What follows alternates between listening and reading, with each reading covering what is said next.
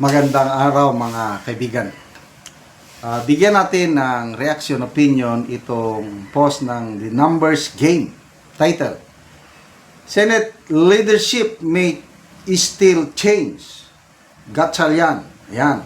So, pag-aamin ni Senator Erwin Gatchalian na hindi pa nakakasigurado si Senate President Soto na mapanatili ang kanyang pwesto. Anytime. Nag-aabang palagi ang kudita. Delikado siya. Anytime mapatalsik siya sa pwesto according to Senator Gatchalian. Basahin ko . The thin Senate majority. Thin, yung manipis. Senate majority of 15 senators has left the chamber's leadership vulnerable, with only 4 votes needed to trigger a potential change. Senator Sherwin Gatchalian warned on Friday, speaking on the Billionaire News Channel program The Spokes.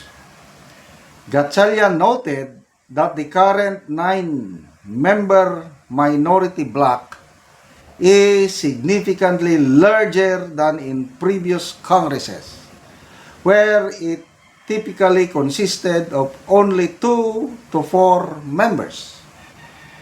This numerical shift, he explained, creates a persistent threat of change for Senate President Vicente Soto III. The warnings come amid renewed speculation following 2 unsuccessful attempts by the minority bloc to unseat Soto last week. Rumors of a term-sharing arrangement have also surfaced, with Senator Loren Legarda being floated as a potential successor. While Gatchalian praised Legarda's extensive experience and track record, calling her highly qualified for the post, he clarified that the majority bloc has not yet held any formal discussions regarding a leadership change. For now, the leadership remains intact, but the narrow margin keeps the possibility of a shake-up firmly on the table. Araw-araw, nanganganib, masibak si Soto as Senate President. Ito po ang sinasabi ni Senator Gatchalian. Malala ko nung 19th Congress, 2 lang ang minority. Sino lang? Senator Pimentel and Senator Risa Hontiveros. Nung 19th Congress nga, nagkaroon nga ng kudita . Napatalsik si Senator Miguel Zubiri at napalitan ni Senator Escudero.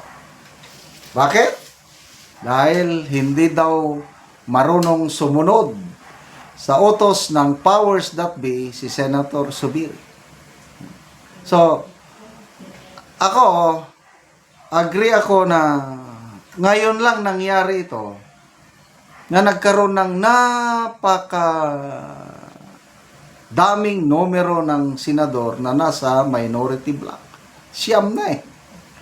Tapos, merong 3 sa majority na any day pwedeng bumaliktad.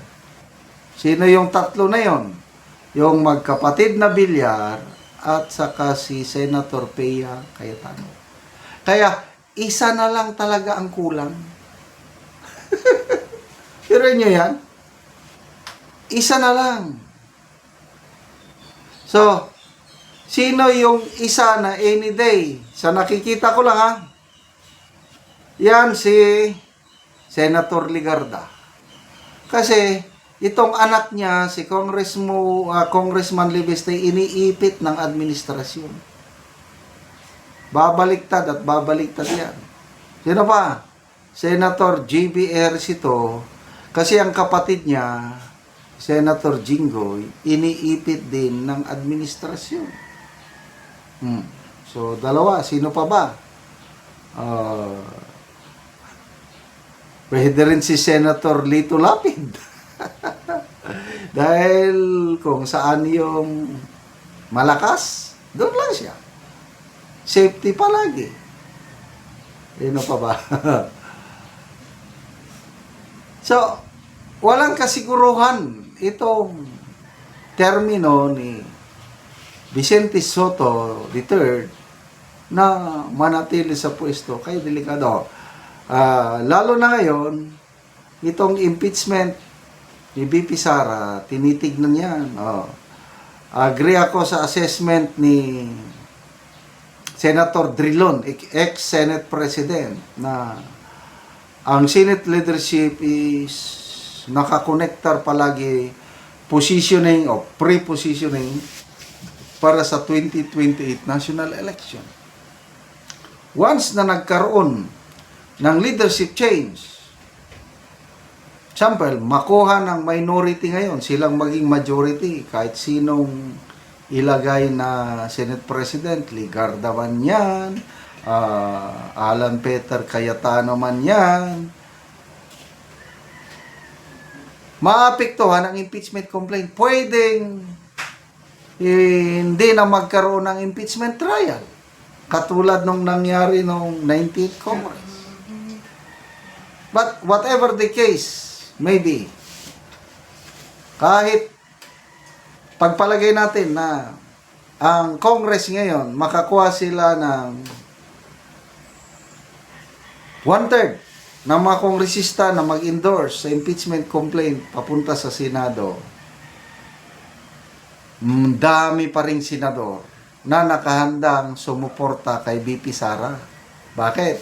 Siya na ang nakikitang maging presidente sa 2028. Kung ako ang senador, lalo na yung re-electionista ko, position ko ng sarili ko, i-align ko na doon sa magiging susunod na presidente. Ganun lang yun. Salamat mga kaibigan sa inyong pagsubaybay sa ating channel. Nakakatulong kayo ng malaki sa tribong Talandig ng Bukidnon dahil ang income natin sa channel na ito is pantulong sa tribo. Namimigay tayo ng libreng yero at pako para makapagpatayo sila ng mas maayos na tirahan. Panoorin nyo ang video na ito. Karon mo ni ang matagaan si Kuya og yero. So mo ni ang ilang balayan, ilan nang gibungkag tungod sa ka-excited nila. So gibungkag na gid nila kay ilang pulihan. So mo ni. So diretso na lang sila mag-atop.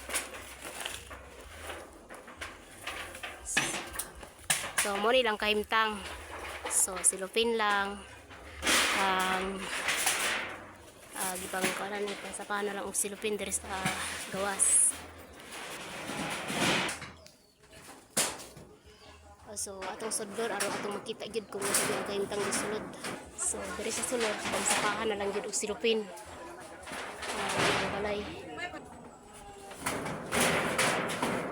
Ibang sapahan og tabol.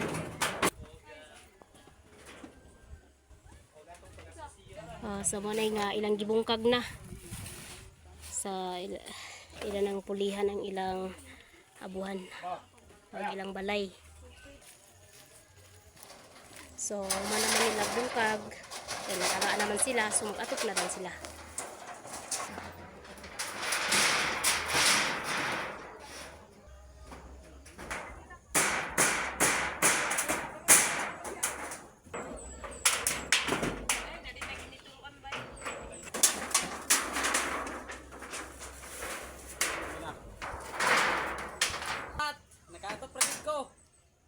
So, nauman na gidog atop, so nindot na kayo. So, kita na nimo nga nahuman o atop na gyud. Salamat sa Ginoo nga nakaatop ra gid mi.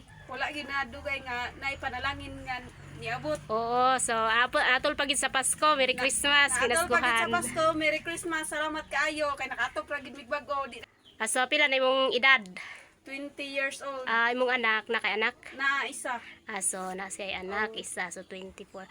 So salamat kaayo. Dagan salamat. Sige, God bless.